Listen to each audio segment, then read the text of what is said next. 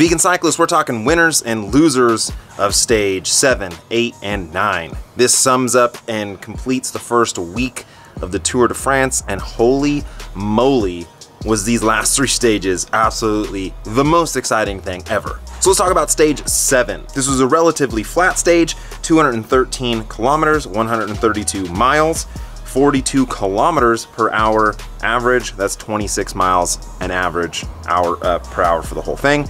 2,000 meters of climbing, that's about 6,500 feet of climbing. In the final sprint, they hit 75 kilometers per hour. That's 46.6 miles per hour that they were sprinting at. Whoa. As basically an overview of the stage, it was a pretty good little breakaway that got up the road, but there was a big scare of crosswinds. Everyone was talking about crosswinds, so there was just a huge fight for position for a long time, actually, trying to get in the front, and that they were going to be able to dictate the pace if there was something, any sort of crosswinds. Because if the crosswind comes and you're a GC contender and you're back a little bit, you could get split. But it never really came. The crosswinds never really, nothing came of it. Watching it live, everyone's like, oh, it's about to happen. It never happened. The breakaway kind of attacked each other a little bit to try to get the most aggressive rider award, but it was a pretty mellow stage. In the very final bit, there was a lot of argy-bargy, people bumping, a lot of road furniture in the way, and it came down to a semi-technical sprint with like a little bend in it, and it came down to literally the closest finish you could possibly ever have. It was half a pixel, they said, on the picture. That is like 5 millimeters. I mean, dude. So winners, losers of this stage 7. Winner, Drakpak gets the most aggressive rider award, and in the break, I didn't really know this was a thing, but they kept saying that it sort of usually goes to the last rider caught. So the breakaway kind of had this little thing going on right before they got caught. They were all trying to attack each other to be the last one who gets caught. And I know that like the most aggressive rider award isn't a great award, but it's something that Drakpak can hold up at the final, podium and say, look sponsors. Winner, Dimension Data, which I gotta eat my words because last time I said Dimension Data was a loser for basically having Bosenhagen as like their sprinter, like just not, like there wasn't much to work for. But they totally shoved my words into my mouth on this stage by getting Bosenhagen up in the front and contending for the stage win, which you almost could say it was a tie. Like it was so close. Winner, literally, Kittel wins the stage and goes into the green jersey. Now again, let's just talk about how he won this stage.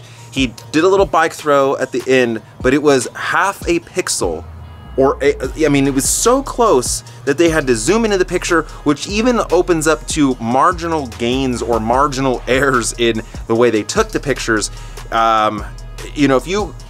So marginal gains is always something that's gotten a lot of heat, but literally if Bosenhagen had maybe a little less paint on his helmet, or maybe, a little less hair on his arms, if he had torqued his pedal, there's so many things you could say that would have equaled that slim of margin.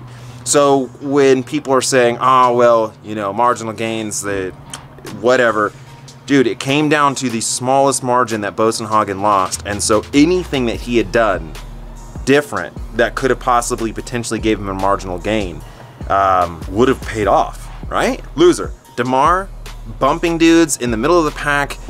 I just don't understand this guy. In every stage he's endangering others. He is making huge risks. He's being like a bully, dude. I understand. I like bumping and grinding a little bit in the pack. Like, that's cool, dude. I think that's neat. But he's like going out of his way to possibly, get people really hurt. So big time loser, Demar. Loser, Bosenhagen. Dude, how can you fall asleep knowing that you lost the sprint by 5 millimeters? 0.0003 seconds. Again, the smallest little bike throw. If he had a tire that was a little thicker, it's crazy how close it came to. So dude, can you just imagine laying awake at night and thinking of all the different things that would have made up that difference? All right, stage 8 was, if you watched this live, whoa, you were in for a treat. It was one of the most exciting races as of just race action. I was on the edge of my seat the entire time. I watched the entire stage from kilometer 1 to the end. Man, I watched the whole thing. It was 187 kilometers. That's 116 miles, 41.6 kilometers per hour. It's 25 miles an hour average. 3,500 meters of climbing. That's 11,500 feet of climbing. So a very climby stage. Now, the thing is that since it was such a climby stage, it sort of was like, look, the breakaway is probably going to succeed. If you get a good breakaway that goes up the road, most likely they'll get some leash. And the thing was, everyone thought that. So everyone was trying to make the break. It was so exciting. It was just attack after attack after attack after attack. Breakaways establishing, but guys chasing, and constantly just dudes like jumping from the pack to get to the breakaway. Chavanel, dude, he went like every time, man. It was every time he was in the break, it would get caught and he would go with the next one. He went with 5 different moves to try to be the one that made the move, because I guess he won on this stage last year. For the first 30 kilometers or the first 18 miles, they averaged like 32 miles per hour, which is so fast, dude. That's so fast for so long. I mean, they were cranking it, and that's going over a ton of climbs. The race was so hard that guys were grabbing their like food bags and still drilling it with like their food bag flapping in the wind. Eventually there was 4 guys up the road and hit the final little climb, and I gotta eat my words again. I was making fun of this guy's name, Julian, whatever his last name is. I made fun of him for attacking Sky. The dude attacks the break and literally just murks it, dude. Goes up the road, 17 kilometers out from the finish, cramps, super crazy, but still like is composed, gets the win. It was awesome. Winner, action, so much action. I mean, dude, again, like I just said, the breakaway it never really established. You would have a little bit of breakaway and then not, but for the most part in the tour, like from the gun, a little breakaway goes and everyone just lets them and everyone kind of just chills. So if you're watching it live, it's sort of boring. This was not boring. Everyone was going and everyone was attacking and everyone was trying to make that break, and it just kept coming back together. So definite winner, action. Winner, AG2R puts a guy in the break that was only a minute down on Froome. So at a point, Sky had to chase. They had to get on the front and start bringing that back because they didn't want to lose the yellow jersey. I mean, they could have just given it to that guy because they'd get it back, but you know, you don't really want to do that. You want to stay in control of that jersey the whole time. And so AG2R, by putting a guy up in the break that was so well classified, so you know, high up in the GC, it did force Sky to burn a few matches to try to manage that big break. Winner, street art. Whoever put the dick on the road, like, thank you so much. That was so awesome. Now this guy that put this one, winner. This guy, loser. So obviously whoever saw the first guy put it was like, that's a great idea. I will too draw a huge dick on the road, but he just messed it up. I mean, it looks like a hand. Dude, I don't know, bro. Your dick's not cool.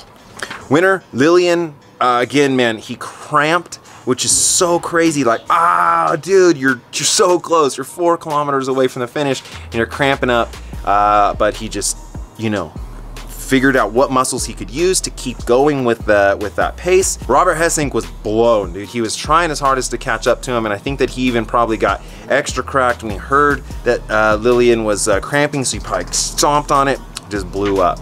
Lillian wins his first Tour de France stage, but this was his 7th, you know, like world tour type caliber win. So this dude's on fire. Loser, cameraman switching to the rocks during the action.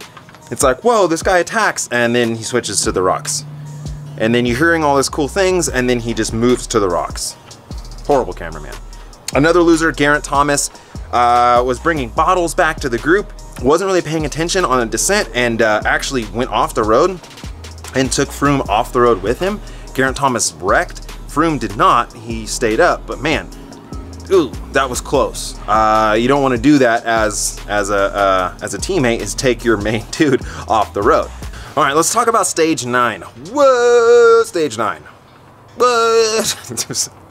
Dude, so much drama, so crazy. All right, so stage 9 was 181 kilometers, 112 miles, 34 kilometers per hour average, 21 miles per hour average for that. And then 4,600 meters of climbing. That's 15,000 plus feet of climbing. Yikes, big day in the mountains. A huge break started right off kind of in the beginning. Again, a lot of climbing, and so when there's a lot of climbing, usually a bigger break is able to go up the road. Big break goes up. It was a little too big. A lot of people kind of just sitting in. Pierre Rolland, they've said they wanted to go for the KOM points. He was in the break. He attacked to go for the KOM points and just blew up into pieces and was nowhere near getting that. So that was a bummer. A lot of action happened coming to the second to the last climb, as of where the breakaway had a bunch of AG2R riders in it. The breakaway was really big. They hit the descent and it was a little bit wet, and AG2R railed it on the front of the breakaway and just dude, ripped apart the breakaway altogether, okay? It was super crazy and caused some wrecks in that front group. And so then AG2R radios back to the AG2R guys in the peloton and says, do that same thing. So Romain Bardet and AG2R fight to get to the front, and they hit the descent and just lit it up, dude. And caused a ton of people to take a lot of risks, and Geraint Thomas went down really, really hard, abandoning the tour. I mean, he's out now, which is a bummer. Taking huge risks on a wet road. AG2R was crushing it. There was a big flat section before the final climb, so they all kind of came back together, hit the final climb, and Froome, right at the beginning of the climb, he had a problem. He puts his hand up, and then Aru goes underneath his arm. Like definitely saw him, because he like ducks underneath Froome's arm and attacks. It was super crazy. All the heads of the state, like Porte and Quintana and Dan Martin, they all kind of went up with Aru, but didn't like follow through. And so Aru's getting all mad. He's like throwing his hand up like, what's up guys, come on, let's go. And they're like, dude, what are you doing? You're a punk, bro. And so that was weak, dude. And then so Froome gets back on, and then there's a couple attacks, dropped Contador, dropped Quintana, and they hit the descent and they railed the descent. Again, Bardet went to the descent and really put the hurt on those guys. Got a little bit of a gap.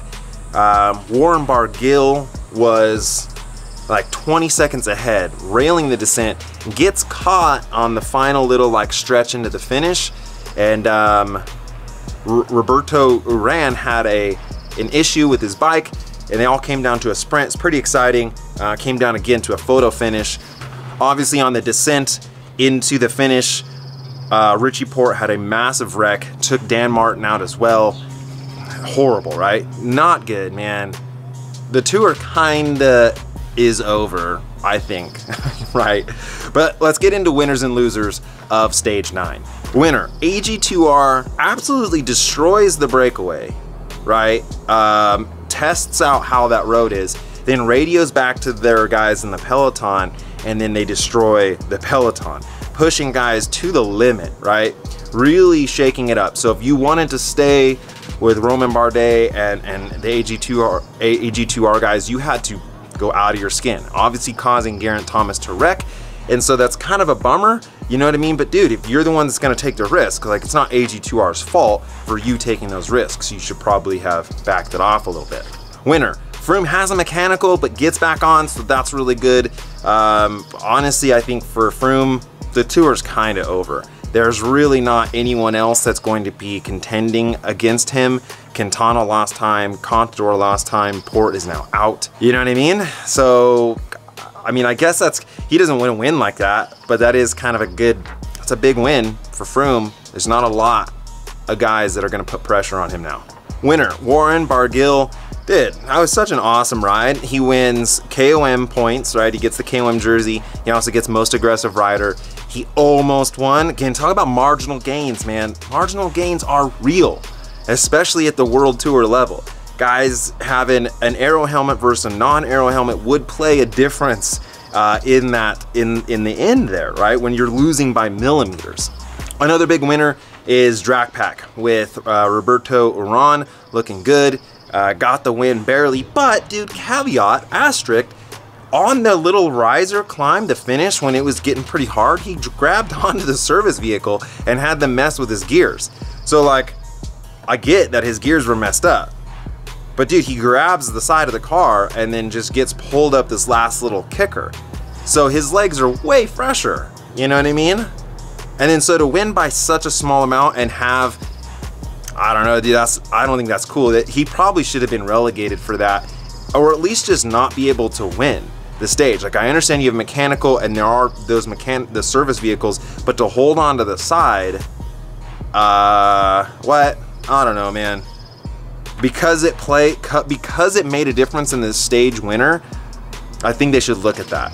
Because I don't think that's quite fair, especially for Warren. When Warren sees a replay of Roberto just holding on to the car, being like, yeah, my gears suck, pull me up this climb real quick. Losers. There's a ton of losers. I don't want to be negative, but man, loser. Fabio Aru, you suck, dude. What are you doing? Like, clearly you saw Froome raise his hand, and then you attack him right when that happens. Like, what a punk, dude. That's not cool at all. I know that there's no written rules about that, but to straight say, oh, he's having a problem, now I'm gonna attack him, was whack as jack, dude. Loser. Dan Martin, having one of the best tours of his life, just gets wasted by Porte. Such a bummer. He gets back on and doesn't lose a ton of time, you know what I mean? But still, frustrating for him. Loser. Sky loses Geraint Thomas. You know what I mean? Dude, Geraint Thomas is their right-hand man. He's such a pivotal piece of their team. And to lose him on the descent and now he's out of the tour, that's also such a bummer. Loser. Porte. Man, that guy, I mean, they did this descent, right? A month ago in the Dauphiné. And I think this is the exact point, really, of the descent where Froome kind of dipped on the inside of him. I don't know what line he was taking. He might have just been totally like in the red and not really realizing what he's doing. But dude, I mean, I don't know what the reports are at this point of his health, but he wrecked really, really hard. And I don't want to see that, dude. No one wants to see that. Porte is an awesome dude, and he was going to make the tour exciting. Bummer, man. Such a loss. Which makes for a really big loser, the fans. Because honestly, who else now has the ability to contend with Froome? As long as Froome stays upright, I don't know, man. There's not really anyone that's going to be able to give him troubles. Now, Aru, like I said in the last one, Aru sucks because he attacked, but he is not that far off of him. So any little issue from Froome, you know, allows for Aru to possibly win the tour. Like, he's poised himself well if everyone else, you know, has issues, and everyone else is having issues but Froome. Loser, Démare. He misses the time cut, and I really hope they hold true to that, because he for sure missed the time cut. And same thing with Renshaw. A bunch of guys missed the time cut, but Démare, who possibly was going to, win the final stage. Like, Démare is an excellent sprinter, and for him to not make the time cut, whoa, that's crazy. Now, I don't know if France and the French are going to be like, oh, let's put him back in the tour, which would totally suck. I think everyone would get crazy about that. But he did. He missed the time cut. So, see you, Démare. No more bumping people in the sprints. Obviously, there's a lot of action in every one of these stages. I hope I covered it as much as this is what I saw. These were the big highlights for me. And going forward, is again, as long as Froome can stay upright, you know what I mean? There's really going into the first rest week now, and so you have a little time to kind of decompress and move on to the second week of the tour. Hope you guys enjoyed. As always, Vegan Cyclist. Yeah.